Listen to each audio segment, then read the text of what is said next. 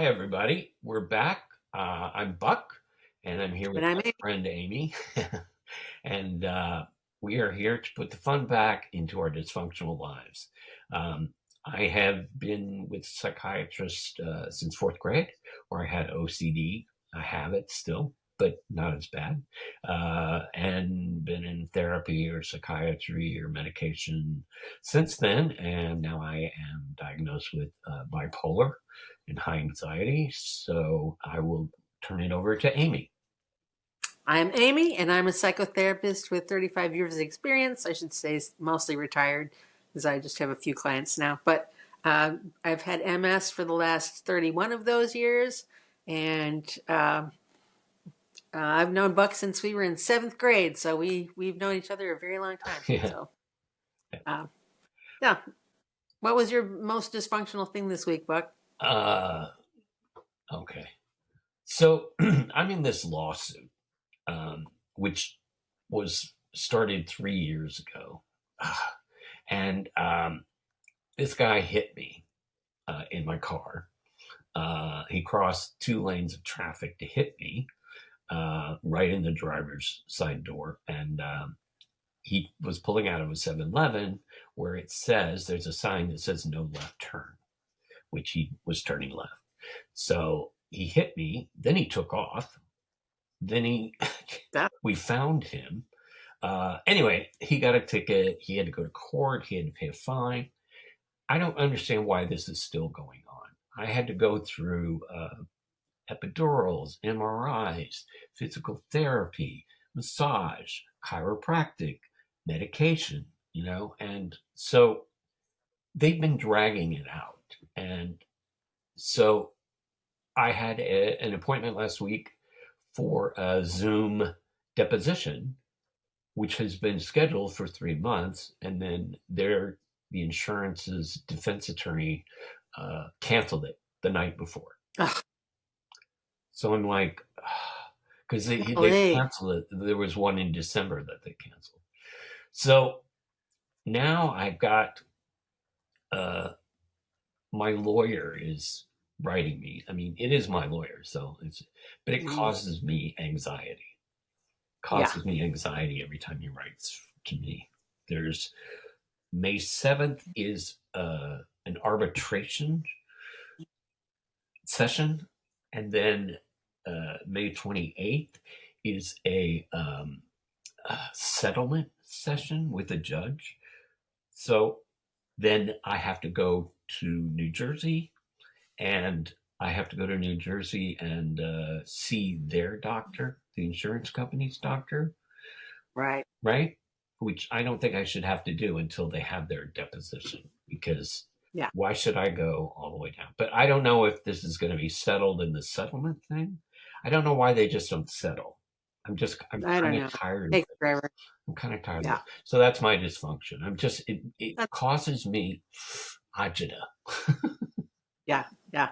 Yeah. The best advice I got about court was uh, I think I'm trying to think of who said this. It wasn't directly to me, but she was just talking about going to court. It was this play therapist named Ileana Gill, and she said when she goes, she pretends she's in a play or she's playing a role Right. instead of like taking things. She just says, "Okay, my role in this play is as the expert witness, and so." I'm not because it's like scripted, in her head, it's scripted. She doesn't have a hard time like saying certain things because it's a role. She's playing a Right. role. So I mean, she's not untruthful. She's always truthful. But I think that was really good advice because otherwise it gets to be very intimidating. Yeah. And I had to be in juvenile court a lot when I was in some of my jobs, and it just is whether you're there as whatever you're there for, it's Right. just intimidating. So you Right. just pretend you're in a play. Right. It works really well for me. So Well, um, so he sent me a guide, like 2-page guideline of what yeah, to do when you go to their doctor. He said the right, first line was, "Remember, they are not your friend." right, Right? And then all yeah, these things to ask and do. yeah, And he yeah, says he won't do any of them or answer your right, questions, right? but it's Right. important that you ask these questions and do so. And if Yeah. he touches you, you know, like pulls on your arm or something like that, Yeah. he said Yeah. that's inappropriate, Right. right? If Yeah. he hurts Yeah. you, then you have to report it. Right. So he, you know, I Yeah. was like, I love that. He said, remember, their doctor is not your It's not friend. right. Yeah. Yeah. Don't go and try to make good. You Yeah, know, yeah, that's the thing. yeah, You want to like be as truthful as you can be, but don't try to like say, "Oh no, it doesn't bother me." Whatever it is, yeah, it's like not. It's not. yeah. So All right. yeah. What was your dysfunction? My dysfunction was I have this. I've been doing a lot of reselling on eBay. Okay. So I found this little figurine at the Jim Shore, which is like a kind of a high priced decorative item. Fine. Anyway, so they always go for a lot. So I found this little thing, and it's missing. It had it's supposed to have like a little rhinestone or something on her necklace, and it's missing. So I have tons of rhinestones. I was like going out to this. I have these big cabinets in the garage. They used to be in we did some shifting around. So now they're in their garage. But they hold all my beads and stuff like that because I used to do a lot of beading. And I put my hand on this shelf so I could look at what was on the shelf. And the shelf was not secured and it tipped over and all the beads that were on that shelf ended up on the floor of the Oh garage. my God. So I crawled around on the floor of the garage to try to pick up, and I didn't get all of them, obviously, but I found the little rhinestone I wanted to put on this little figurine. But that was my dysfunction, was watching all of these beads fall onto the floor and Yeah, knowing I have to sweep them up, and that was a yeah. pain in the ass. Anyway, and that is directly related to the MS because I was leaning heavily on that So shelf because yeah, yeah, I have to lean on it in order to like be stable. So I have to remember that those shelves are not attached securely right. They need to, when I do that. yeah, So they need to be attached to the wall. You yes, know, yes, I had everything a needs to be. family that I did some work for here in Montreal, and when I was doing handyman stuff, and it, it was very funny. It was a woman who was Irish, and Yeah, her husband, a doctor, is Indian, so her kids were Indian mixed, you know, yeah. and her mother-in-law came, and when Indians mothers come, because this happened Oh, in Vancouver with my friend Mandy, they stay for 3 months.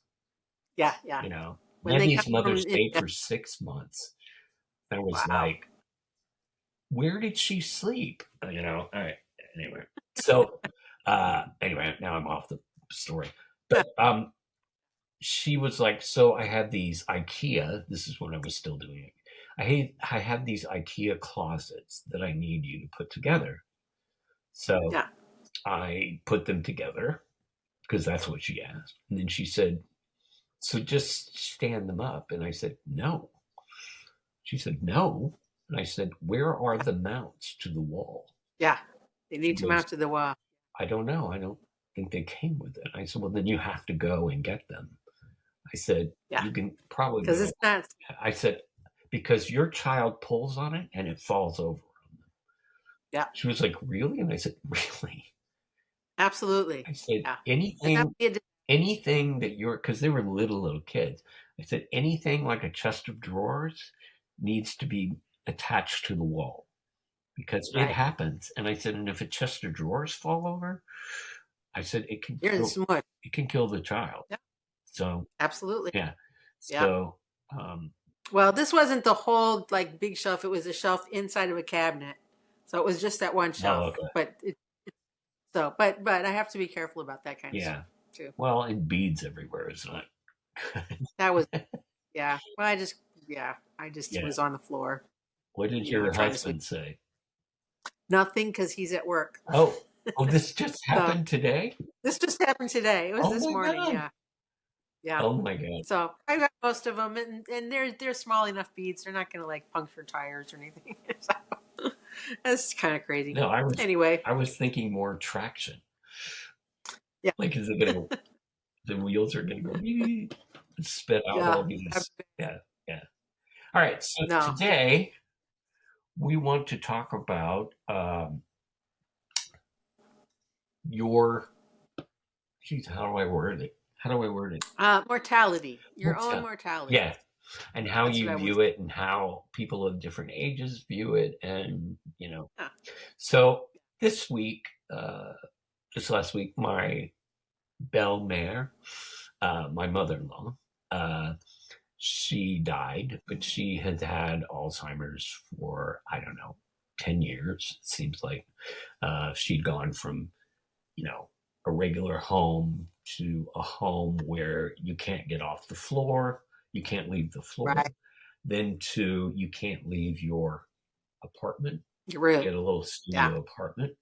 Um, and then she fell and she fractured her hip. But when you're that old, she's 85, when that's you're that old, prob- and she's really, really skinny anyway, she always has been.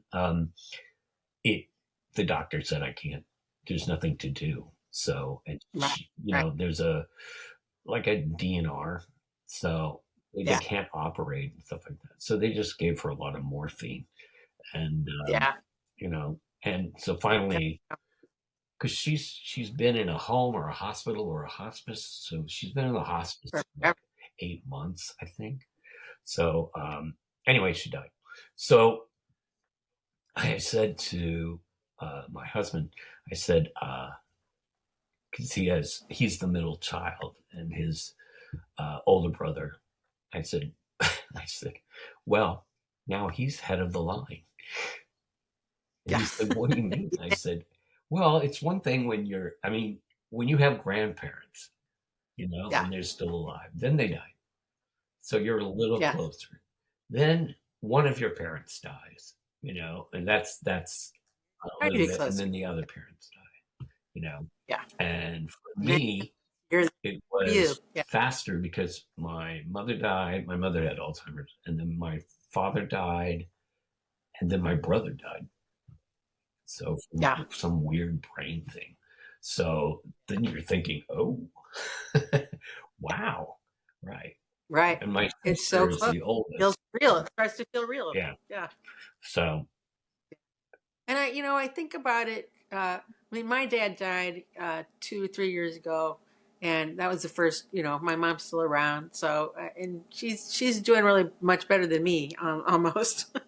So, but it just I'm sort of rambling, but it is like you're watching people fall off the end. My cousin said something about that he sees life as a conveyor belt and we're all moving forward and you can't see the people falling off when you're younger. yeah, And then as you get older, you start to watch them fall off the edge and you know that you're getting closer. right. And eventually you're going to fall off the edge too. And it's just, and I'm not afraid of dying. What I'm afraid of is becoming like like life going on without me and if it's when you're much older and like most of the people that have passed away or are sick or whatever, Yeah, it's easier. I think about it because of the MS and the all the problems it's caused for me, and I think about like my family going on without me and I'm not there and I don't get to enjoy their time with them, and that, and so it's more about feeling like I'm just going to be forgotten. yeah, That's, I think, what it is.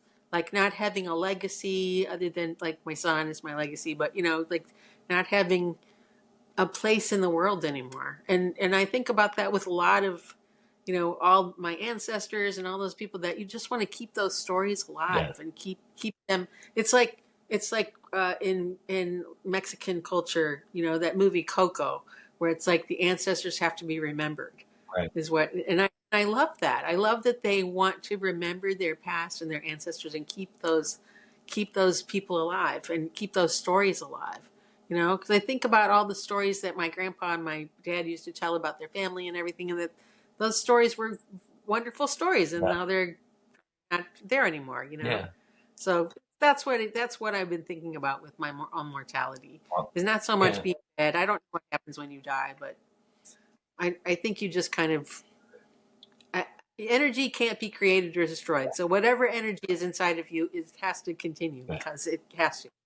So that's why I believe in something continuing. I don't believe that it's just like boom, you're shut off like a light. There's Yeah. still something that exists after you're gone. It's it's just physics, you know.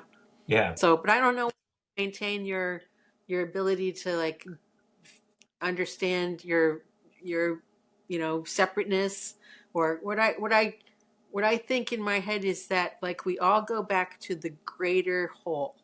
We all just come back to the whole, which is whatever you want to call it, God or Yeah. whatever, the force, whatever it is, that we're all part of that, and we just kind of go back and get absorbed back into that. And whether you come back again or whatever it is, I don't know from there. Yeah. I just know you have to, part of you has to continue because you're energy, and energy can't be destroyed. So Yeah. that's, that's, I grew up very religious, Yeah. so I have all of that teaching as well, but that's what I come to in my own mind. It's not heaven or hell. It's just like you can't be separated from that source, Yeah. and you'll go back to the source. No, I mean, I grew So, up Catholic, so I grew up with was taught by oh, Irish fire. nuns. So you were Yes. going to hell. No matter what you did, you were just going to go to hell. God was always Okay. mad at you. I remember Sister Ursula said it was thundering outside. She said, God is mad at you, children. Yeah. Oh, okay. It's, yeah, Yeah. I was like, That, that's, you know, and, yeah. I Either that asked or one time, I said, yeah. I prayed really hard for this. And she goes, well, then you don't have faith. You don't have enough Oh, that is faith. bullshit. Yeah, I know. Yeah. Yeah. So I was always scared of like what was going to happen. But when you're a kid, this is when I went to Canada to a ski school, it was a lot of fun. Um, Yeah. on Saturdays and Sundays, they had free skiing, like not free, but like other people Yeah. could be on the slopes with you. Right. Um, and you didn't have a class. So it was just free skiing. So I just remember these little kids just like Flying fast. flying Yeah. past me. Just no fear, no None. fear. You know what I mean? Just boom. And it was like, Yep. I was like, and if somebody that I was with, my friend Barbara, said, they have no fear of life. Yeah. They have no fear of death. That's what she said. Yeah. They have no She fear of said death. they can't That's even true. conceive of it. You know, Right. oh, Yeah. they can go Yeah. as When you're, fast. Yeah, yeah. Although I have a picture from when I was my grandparents lived in this house, and there was a railroad track that ran like behind it. Not that it was not a big distance. There was a big train that ran on that, a freight train on those tracks like really close to my grandparents' home. And I remember thinking that the train was going to come and bash into the house and kill us all. And so I was terrified of the train. There's a picture of me sitting in my grandma's lap just wailing because I thought this to come and run into us, because I didn't have a concept of the train being actually on a track. yeah, I just thought just running. So I did have a concept of like something bad could happen to you, and it was scary. But I don't think that I understood what that fear of. Why was I afraid of that? I knew it was going to hurt us somehow, and I thought I was like flabbergasted that nobody else was scared. They were all laughing, and I was like, why aren't you terrified? This train is coming to kill us all. And I didn't know what that meant, but I knew it was bad. yeah. Anyway, Well, in my so anxiety group, there was a girl, this French girl, and this is one of the only times she ever opened up. She said, I have a fear. We were talking about phobias. She said, I have a fear of the crane next door. And, they said, what crane? And she said, so they're building a new apartment building next door to her in the spot. yeah, And she said, I look out my living room window and there's the crane.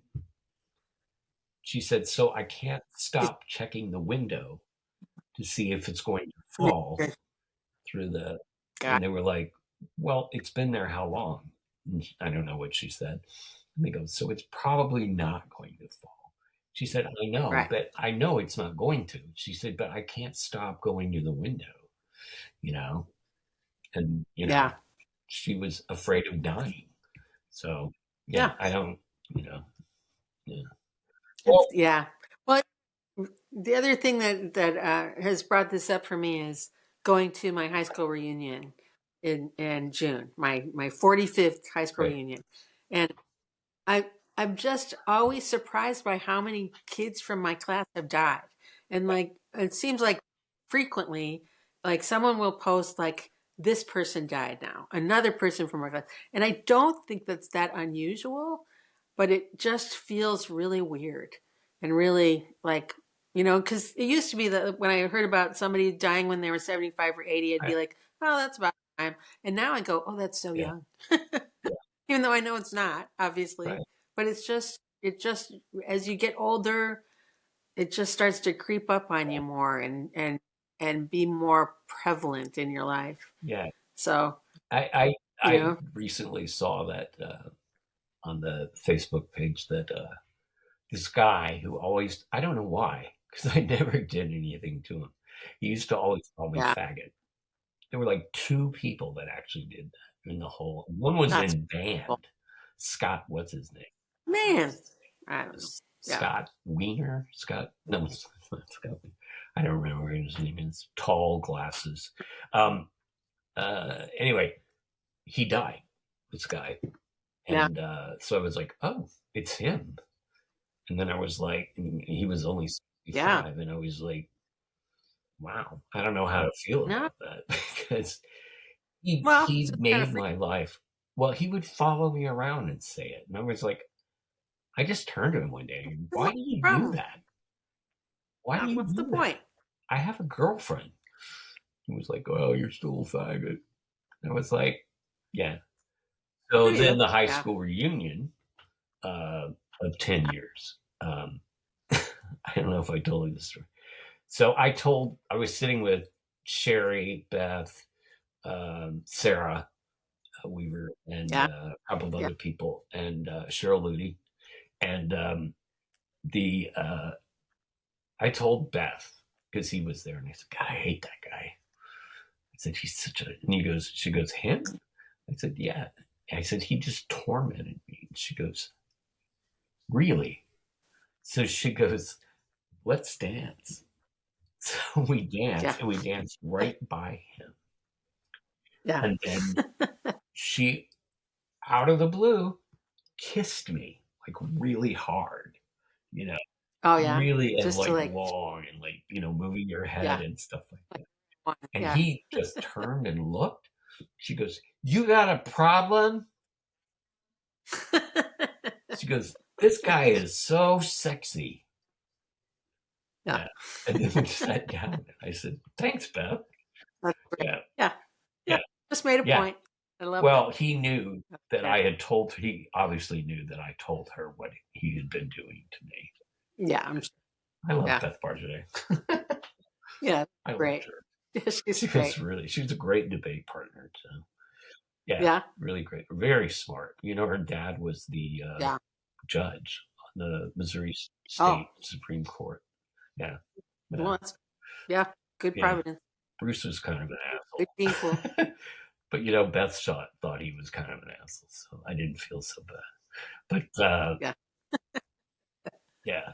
Yeah. It's kind of freaky to think. I had that happen with, I mean, it wasn't the same thing, but it was sort of along the lines. Is I was telling my mom that one of my ex-boyfriends, like I had dated him for like 4 years, and when we broke up, I was like not bitter, but just like I don't even like this guy Yeah. anymore. I, I dated him through grad school and undergrad and grad school, and while I was in grad school, I was in classes and I had a full time job for a while, and I had to do a practicum. So I never had a day off. I was never home. I mean, Saturday and Sunday, even though I didn't have school or my practicum, I had to Yeah. work. So when I finally graduated and I went and I started talking with him, I was like, I don't even really like this guy Yeah. anymore. I barely know him because I didn't see him hardly at all for 2 years. And I mean, and he would say things like, well, and he wanted to be a conductor, Right. like an orchestra Right.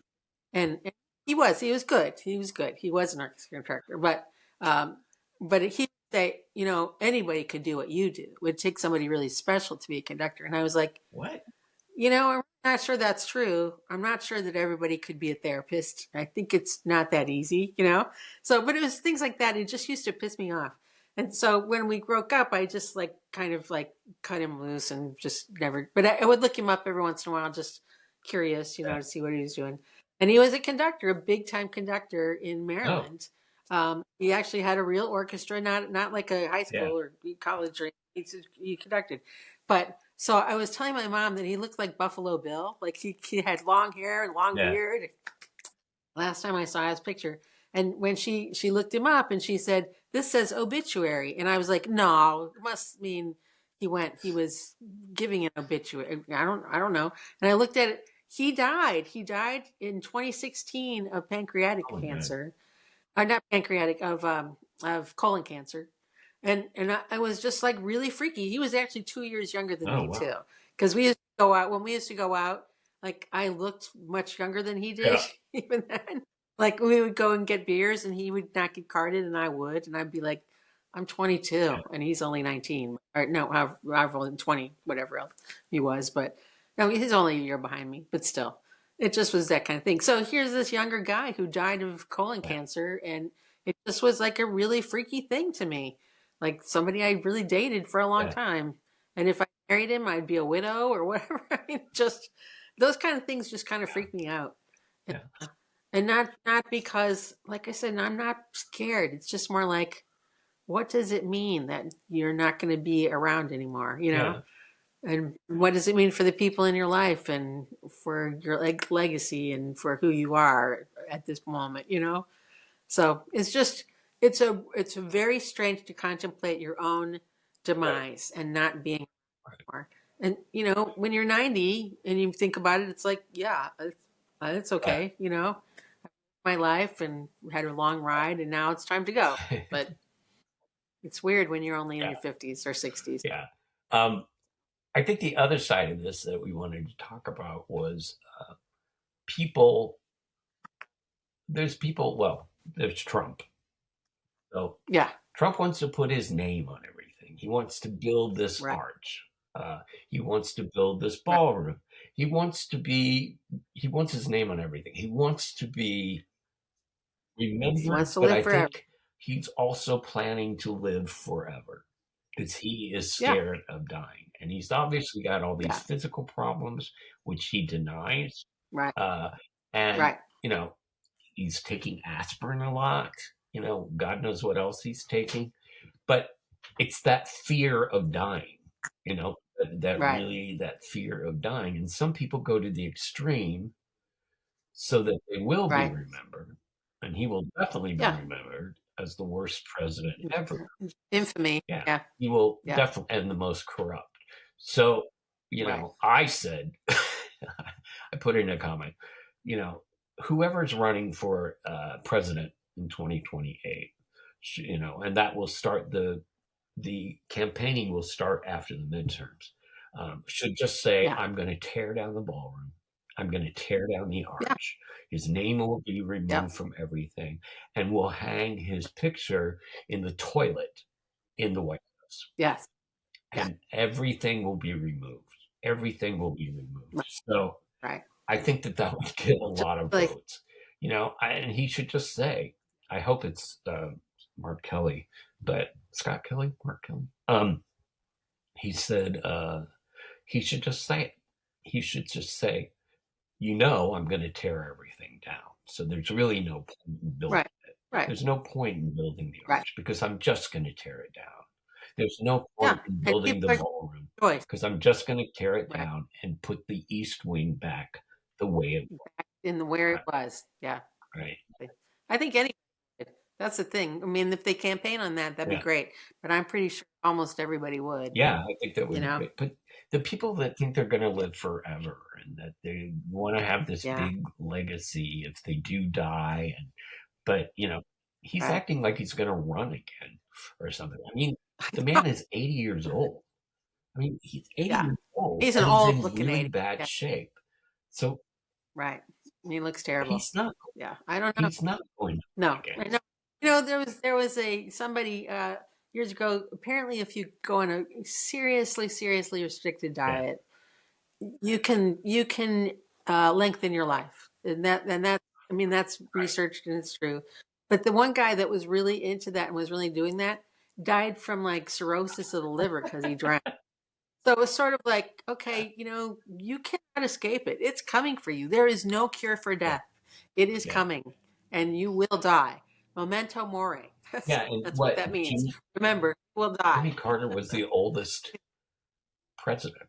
He's the president that Yeah, lived the longest, and he was yeah, kind, and he was yeah. thoughtful, and he was, building houses and doing all of this Right. good work and trying to And be an good work. ambassador of Yeah, peace. And he lived the longest. And I think some of that is true, yeah, that if you have a yeah, life of compassion and kindness and, yeah. thoughtfulness of mindfulness of other Absolutely. people, and, really trying to be charitable, in your works and everything. I think Yeah, that's probably the thing that would lengthen your life. All right. yeah, So yeah, that's our episode for today. Um, yeah. we will be The back memento next mori. week. Yes. This was a good session, I think. Yeah. So I'm Buck. And I'm Amy, and we'll see All you right. soon. Bye. Bye.